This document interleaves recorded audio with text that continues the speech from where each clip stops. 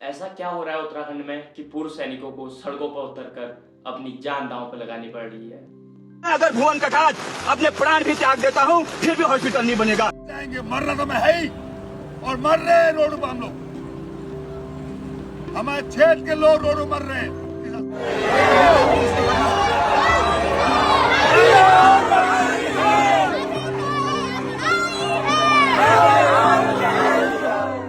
नमस्कार, मैं हूं संतोष नेगी और आप देख रहे हैं बुग्या।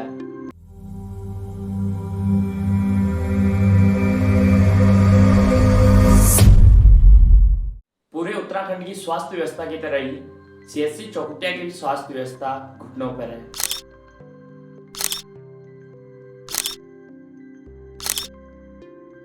और सामुदायिक स्वास्थ्य केंद्र की इसी हालत को सुधारने के लिए पूर्व सैनिक भुवन कटायत ने एक ज्ञापन 2 सितंबर 2025 को तहसीलदार महोदय को सौंपा, जिसमें मुख्य बिंदु से कि हॉस्पिटल का पहले उच्चीकरण हो, उसमें बेडों की संख्याएं बढ़ाई जाए, उसमें डॉक्टरों की संख्याएं उपलब्ध कराई जाए, अधिक से अधिक डॉक्टर उसमें उपलब्ध कराए जाए और साथ ही उसमें अन्य स्वास्थ्य सुविधाएं भी उपलब्ध कराई जाए।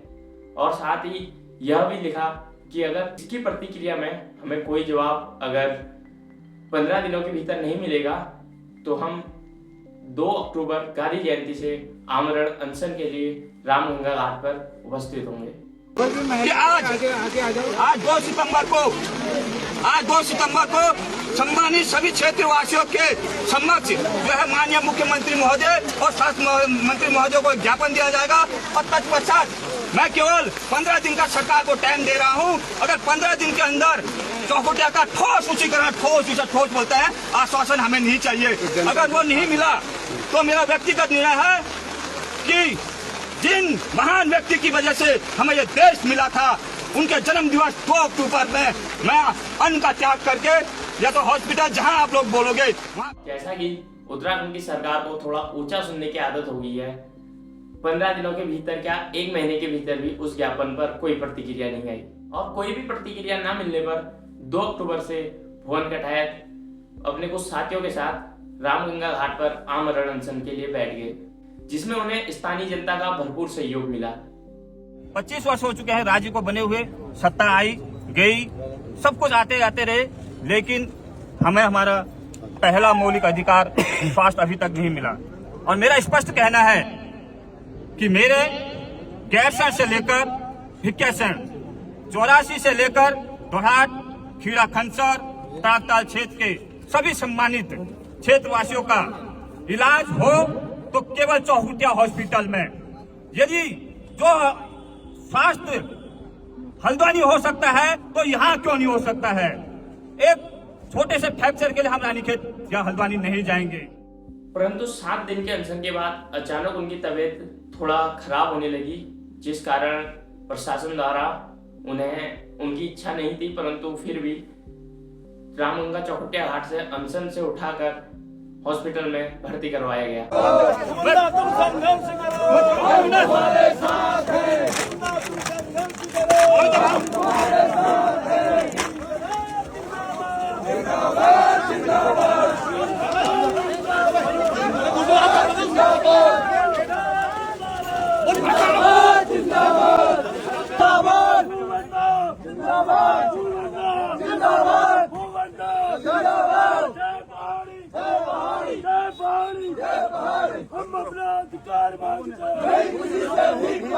और विडंबना देखिए कि उन्हें वहां से 50 किलोमीटर दूर रानीखेत हॉस्पिटल में भर्ती कराया गया, जिसके बाद अभी वे वर्तमान में हल्द्वानी हॉस्पिटल में भर्ती हैं।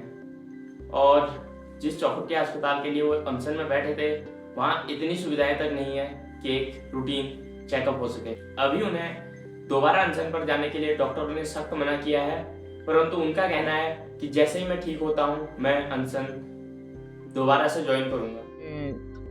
2 अक्टूबर से आप सभी लोग जानते हैं कि चौखुटिया सामुदायिक स्वास्थ्य केंद्र के उच्चीकरण और सुधारीकरण के लिए जो है आमरण अनशन चल रहा है, जो अभी जारी है।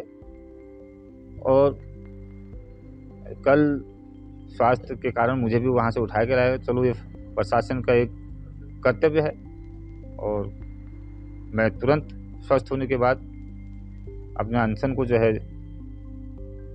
ज्वाइन करूँगा। और देखिए, स्वास्थ्य निदेशक महोदय ने अपने स्तर से वो काम कर रहे हैं, परंतु जितना उनके हाथ का है वो कर रहे हैं, परंतु हम उनसे संतुष्ट नहीं हैं। और बाकी मैं यहाँ से स्वस्थ होने के बाद पुनः आंदोलन को जो है ज्वाइन करूँगा, और इस आंदोलन को अंतिम रूप तक, जब तक हमारी मांगे पूरी नहीं होती है, जो कि मैंने पहले भी स्पष्ट कहा है कि एक हाथ से दो, एक हाथ से लो।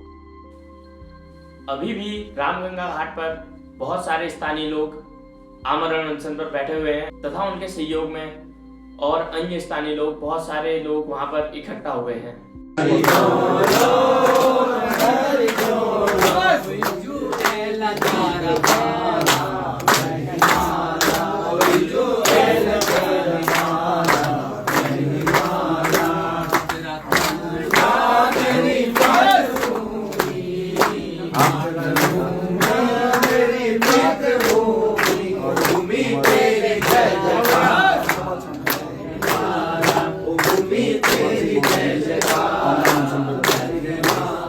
ये कहानी केवल चौखुटिया की नहीं बल्कि पूरे उत्तराखंड की है। पूरे उत्तराखंड में स्वास्थ्य व्यवस्था के यही हाल है। जहां अभी 2 अक्टूबर को ही हरिद्वार में एक प्रेग्नेंट लेडी को कोई बेड न मिलने पर फर्श पर ही प्रसव करना पड़ा। अब सोचिए, अगर हरिद्वार जैसे शहरों में ये हाल है तो पहाड़ों का तो क्या ही कहना। कितने शर्म की बात है कि उत्तराखंड राज्य बनने के 25 साल बाद भी हमें एक सामुदायिक स्वास्थ्य केंद्र उपलब्ध नहीं है।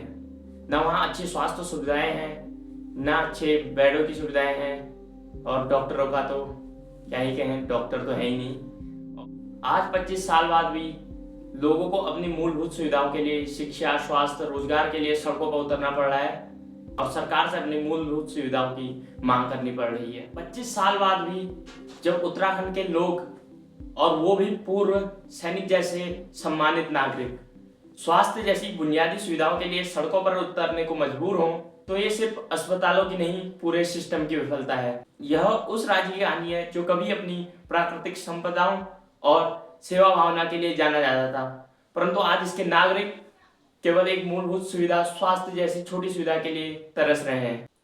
भुवन कठायत जैसे लोग केवल अपने लिए नहीं, पूरे क्षेत्र की आवाज बनकर उठे हैं। अब वक्त है कि सरकार इस आवाज को सुने, वरना ये आक्रोश एक बड़े आंदोलन में तब्दील हो सकता है। स्वास्थ्य मजबूरी नहीं है, ये एक अधिकार है, और इस अधिकार के लिए भी अब लोगों को सड़कों पर उतरना पड़ रहा है।